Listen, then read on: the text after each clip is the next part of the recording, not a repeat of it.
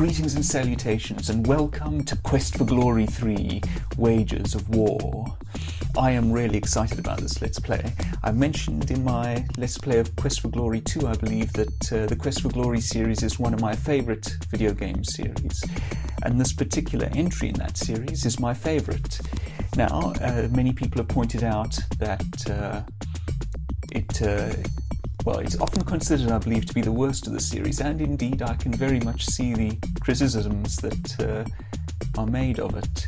But for a number of reasons, which I think I won't front load here, can perhaps touch on them as we go along, it remains my favourite. One that I will mention, however, is simple nostalgia. This is one of my childhood memories, and one attached to some very happy memories for me. I'm also simply very fond of the setting. Anyway, let's continue on. We want to import our character from Quest for Glory 2 and continue with that same hero. Right, so let's play game. Import character. Aha, thaumaturge.save. Import. Your character has been successfully imported. Welcome to Tana. You have a choice. In Quest for Glory 2, you became a paladin. Do you want to be a paladin in this game, or stay a wizard? I started that game as a fighter, so at some point it got confused and thought I was a wizard, possibly because I joined Wit. Anyway, we want to stay a paladin. Now, name is still thaumaturge, of course. We have some points to assign, which we shall speed through, I think. Right. And let us begin. I thank you, Rakeesh and my prince, for answering my summons. I have information for both of you. As you know, 3 months ago in Razir, the evil Ad Avis attempted to unleash her genie in order to rule the world.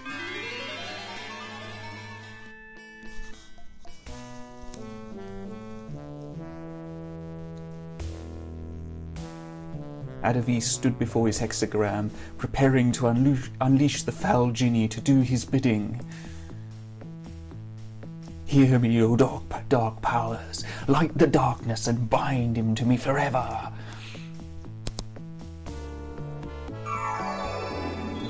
And apparently I'm still a wizard.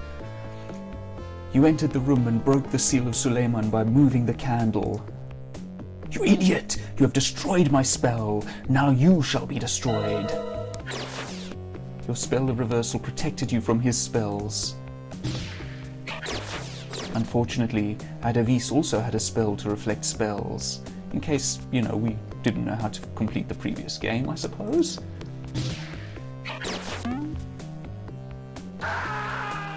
Oh dear. No, master, help me! You bounced your spell off the wall and into the flaming brazier, knocking Ad Avis to his doom below. I don't remember bouncing it off of the wall. When Ad Avis died, his magical power was released, and I could sense the moment of his death. Such a release of power could be felt by skilled magic users all over the world. Still, there is some mystery concerning the death of Ad Avis.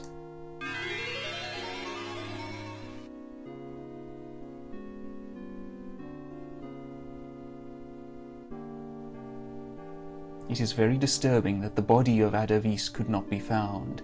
Even with all my magic, I cannot determine who or what removed the body or what became of it afterwards. I believe the unbinding of Ad Avis' power could well have other, darker results. Now we are again in my house in Shapeir. Hero, you have become the Prince of Shapeir by order of the Sultan Harun al-Rashid. Rakeesh now desires to return to his home in Tana.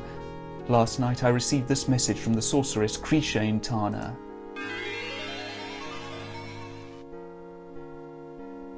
Please tell Rakeesh that he must return quickly to Tana. There is serious talk of war here, and I think only Rakeesh can now bring peace. I believe there is more to this war than just the anger of 2 tribes. I believe that a demon has again broken through to this land and seeks to destroy us all. Remember Rakeesh's leg? In 3 days, a magical portal will open in Shapeir to take Rakeesh back to Tana. I suggest that if you, Prince of Shapeir, wish to truly be a hero, you accompany Rakeesh.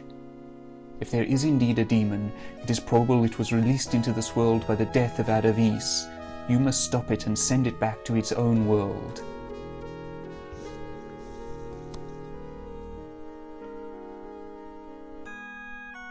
Palace of the Sultan of Shapeir, 3 days later. It greatly grieves me to say farewell to such fine friends and honoured guests. Rakeesh, you were a great aid to me, and I sorrow to see you return to Tana. O great Sultan, it has been an honour to serve you. Uhura, warrior of the Simbani, you have been a most excellent guildmaster for the Adventurers Guild and a gifted instructor of combat. Thank you for your services to Shapeir. I leave Shapeir with a great treasure, my son Simba. I never forget this place, but it will be good to go home again. My son, it breaks my heart to see you leave. You will always have a home here in Shapeir. Aww. I send with you a special gift. I give you a magical shield which will help protect you from magical attacks. May you never need to use it. Oh, with demons and such like out there. Oh.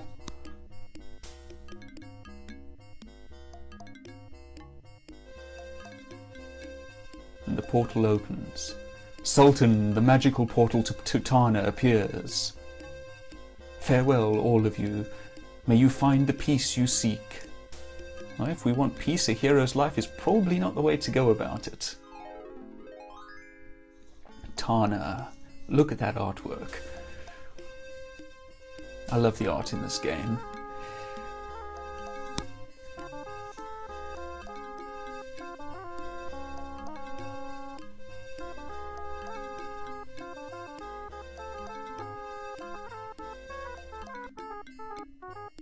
It is good to see you again, Krisha. It is good to be with you again, Rakeesh.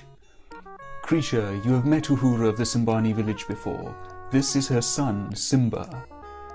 Habari, warrior, it is good to see you again, Uhura. That son of yours looks like a strong and healthy young cub.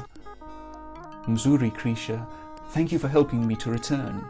Simba and I need to be getting back to my people. Kwaherini. Kwaheri, warrior Uhura. Farewell, Uhura.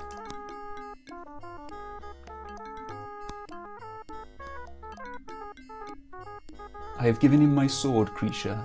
He has the makings of a true paladin. A paladin? It is a very great honor indeed for you to come here. Your skills may be most useful in preventing war here.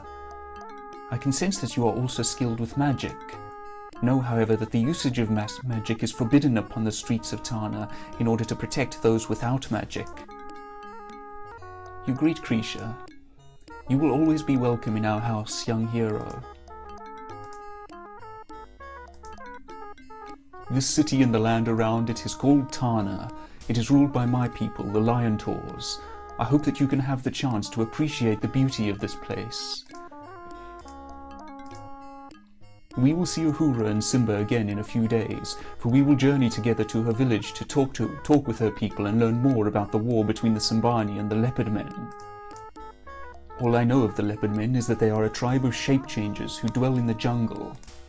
I will spend the next couple of days finding out more information about this war.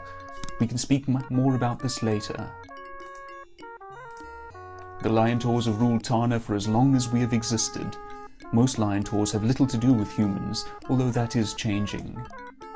This talk of war is in some ways a good sign, for it means that the Lion Taurs begin to accept that the Simbani are our allies and friends. Rakeesh, you have been away a long time. There are several members of the Council of Judgment who also respect humans. There are also those who call for war's sake. As long as the talk of war remains just talk, Tana may benefit from this experience. When the Lion Taurs are forced to treat humans with respect, then the Lion Taurs will learn to respect humans. The Council of Judgment is made up of the wisest of our people. Krisha is, of course, the magical member of the Council. It is because I am the one... That is because I am one of the few Lion Taurs who have studied magic. It is because you are both It is because you are both magical and wise, my love. Oh. The leader of the Sambani came to Tana to ask us to ally with the Sambani against the Leopard Men. The Council of Judgment decided to investigate this talk of war. It is most unusual for the Council of Judgment to become involved with the affairs of humans. The Council of Judgment decided to send a peace mission into the jungle to speak with the Leopard Men. It was ambushed at night, and only one human survived to speak of it. Rakeesh Rishaka was the leader of the peace mission. Is she dead then? I do not know.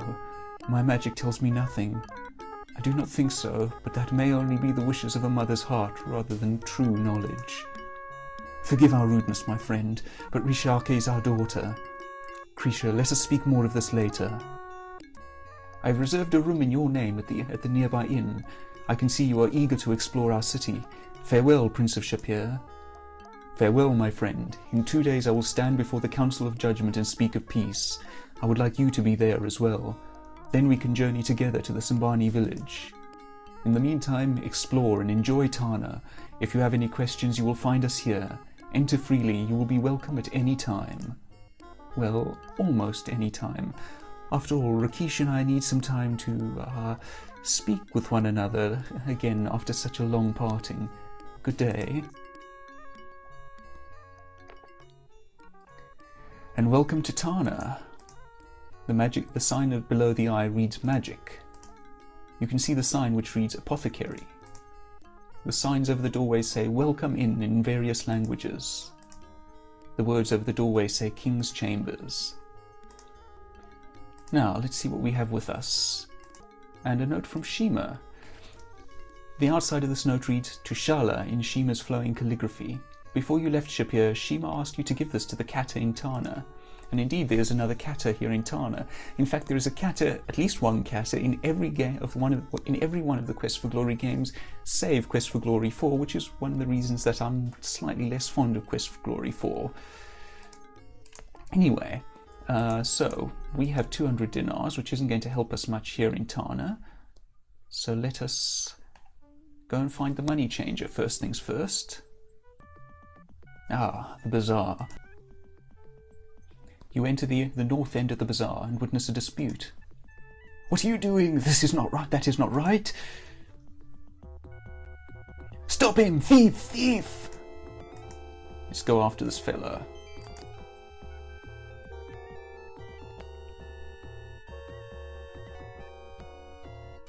Ah. Please accompany us to the Hall of Judgment.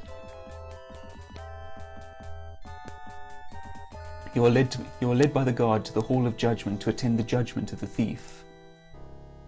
The Council of Judgment has determined that you, Harami, have broken the laws of Tana by taking things belonging to others.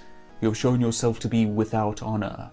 Do you have anything you wish to say before you are named honorless? Hey, big deal. Then by the judgment of the Council and the laws of Tana, you, Harami, are now formally named honorless. So you have acted, so you shall be. The honorless one must leave the hall.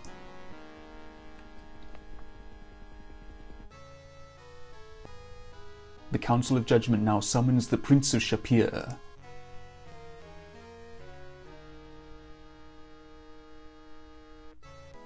The Prince of Shapeir aided my guards in the capture of the honorless one. The Council of Judgment commends the Prince of Shapeir's actions on behalf of Tana and thanks him.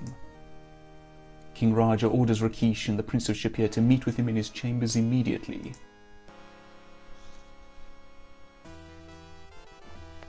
You may enter into the presence of Raja Sartana. Oh, I missed that. Rakeesh Sartana, you stand before me in honor. This is my friend, the Prince of Shapeir.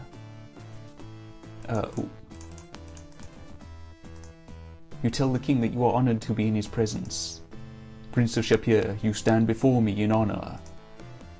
Rakeesh, you brought along this Prince of Shapeir to help you bring peace. How can a human be of such service to a lion taur? So, human, you have imitated Rakeesh and become a paladin. Why did you follow him here?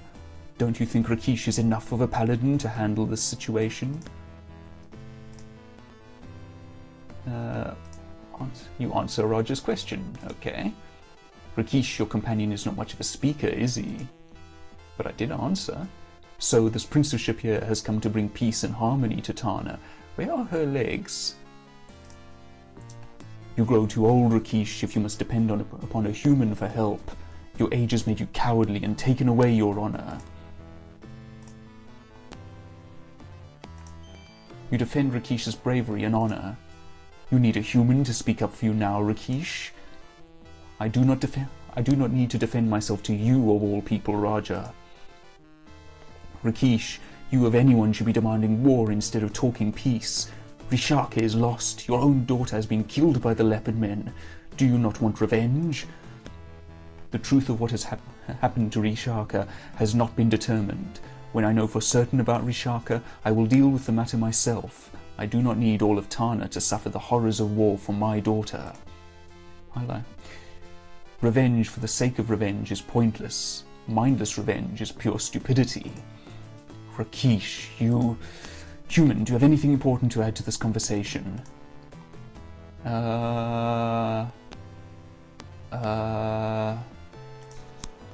speak of how Rakeesh helped you in Shapeir. The human speaks highly of you, Rakeesh, but he does not speak well. Human, you may leave our presence now. I wish to speak further to Rakeesh. I suppose our communication skill isn't terribly high. You tell Raja farewell.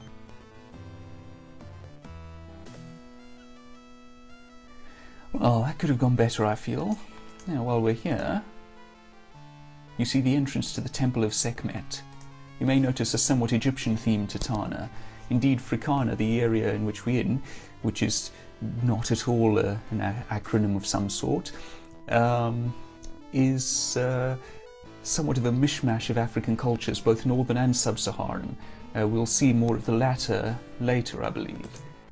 Right, good. So let's trade our money in. Hold money for new. Exchange. Katir Kairak Mamnun Effendi. Many thanks. And we should have 180, yes, 180 royals. So let's start buying stuff.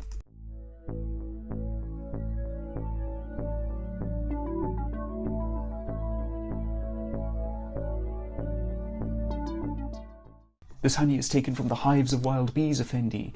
My men travel all around the savannah, watching for the honeybird to guide them to a hive. They stun the bees with smoke and take the honey.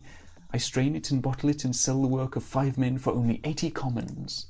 The honeybird loves honey, Effendi. He tries to get people in the savannah to follow him to a hive.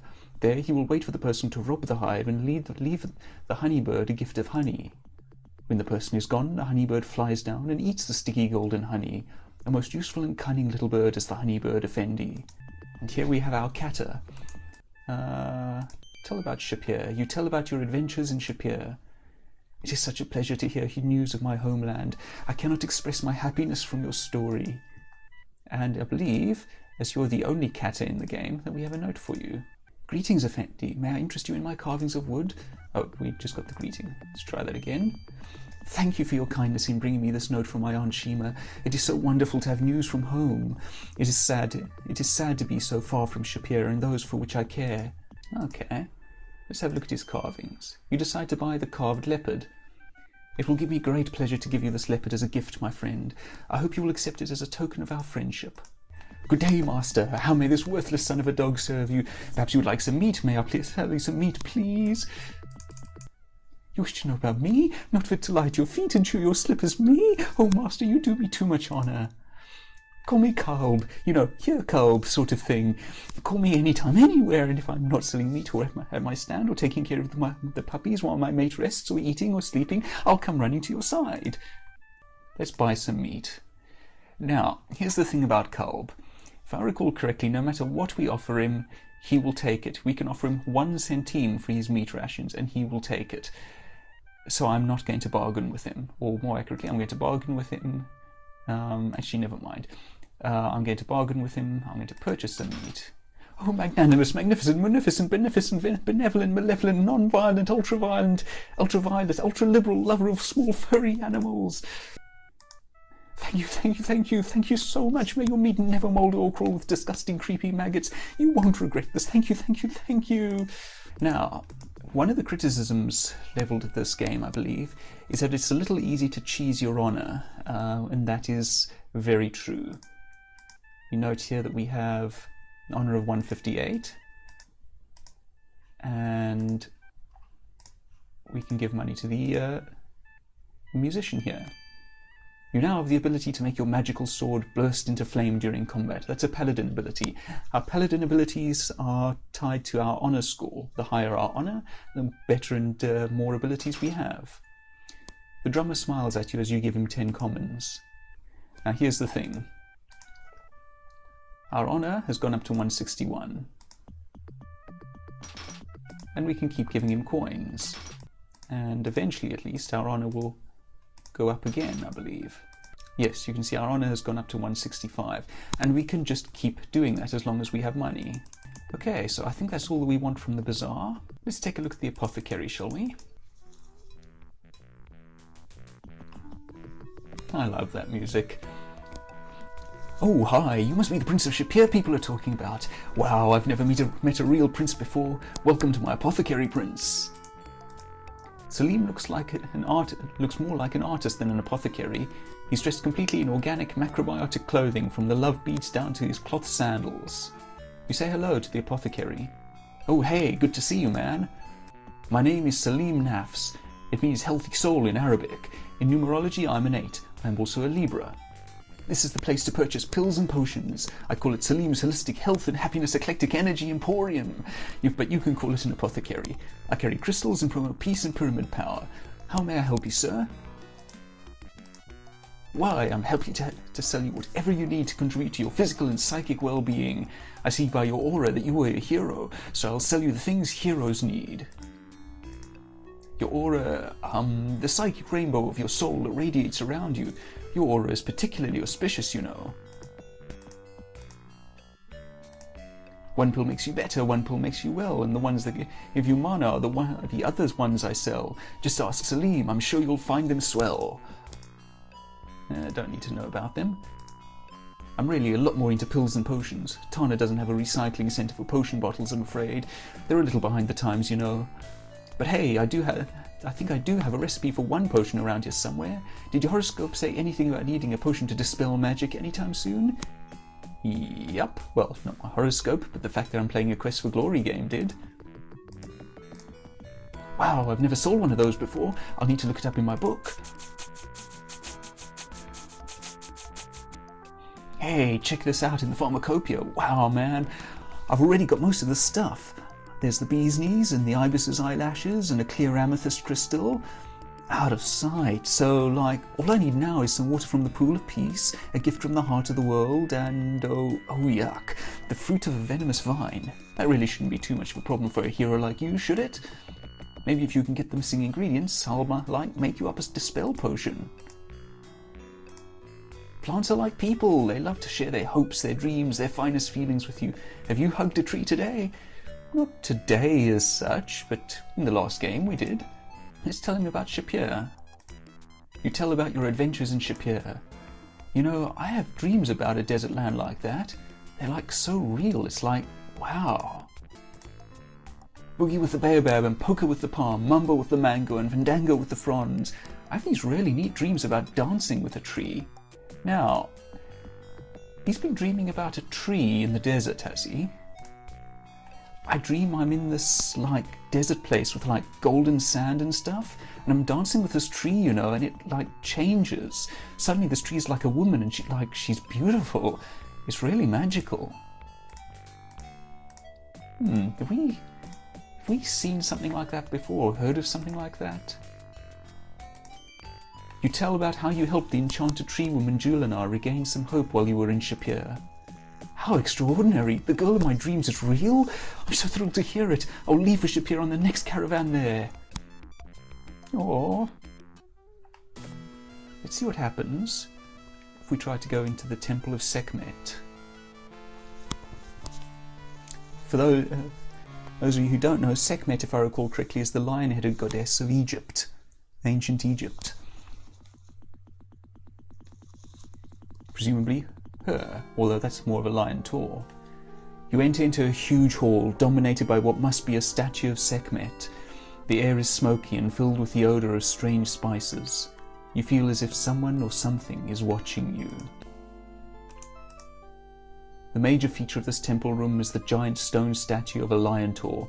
It's positively awesome, and I'm not lying. The acolytes keep the sacred oil fires burning at all times. They illuminate the lion taur statue with an eerie glow, making it seem almost alive. Ah, we're going to be greeted. You, how dare a human defile the sanctity of the temple of Sekhmet? Begone! You greet the priestess. You do not belong here, human. Leave immediately. Leave the temple before or the goddess Sekhmet herself smites you for this blasphemy. The statue starts to move. In my temple you will speak only my words, not your own, beloved. Human, doer, changer of worlds, releaser of darkness, thou hast not yet been judged, and a future cannot yet be weighed. Yet thou hast already created a future for weal or woe. Should it be woe, then the towers of Tana will fall, and the blood of my lion taur people will flood the savannah. For the darkness before us rises from the darkness behind you, and you must confront that darkness. Yet more I cannot see until you are judged. Leave us now and return with the gem of the Guardian. You will then be weighed and judged, and a future can be seen. For ultimate players, not that Guardian. When you have been judged, we will reveal a future for you to make or unmake. Sweet. I love the judgment sequence. But that's going to come somewhat later. We first have to find that Guardian and get a jewel from them.